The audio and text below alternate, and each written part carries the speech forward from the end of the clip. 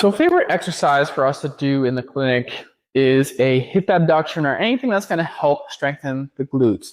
But a lot of times what happens both in traditional physical therapy clinics and even when your guys are doing it at home through YouTube videos or anything that you may see on social media, we start to see that we're making compensations with our hip flexors rather than using the outer glute muscles like we want to instead. So how you want to set yourself up for perfection or at least for success with this type of exercise, we want to make sure that we are positioned appropriately.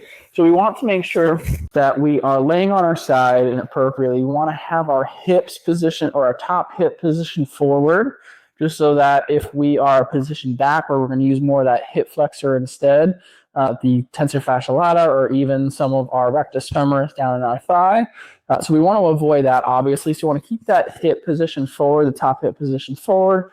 We want to bring that top leg back, and we want to make sure that it's slightly, so that our foot is slightly behind our hip. And then from here, if you want to make it a little bit extra spicy, we want to turn our toes down and keep our heel towards the ceiling, so that when we do lift up, we isolate and we feel it directly in that glute muscle, and we could avoid completely utilizing that hip flexor to complete the activity. So again, when you're doing your hip abduction exercise at home, whether that's for rehab or just for your generalized strengthening, make sure you find this appropriate position for you and make sure you are feeling it behind into your glute muscles so that you're making sure you're activating appropriately and getting the maximum benefit from this exercise.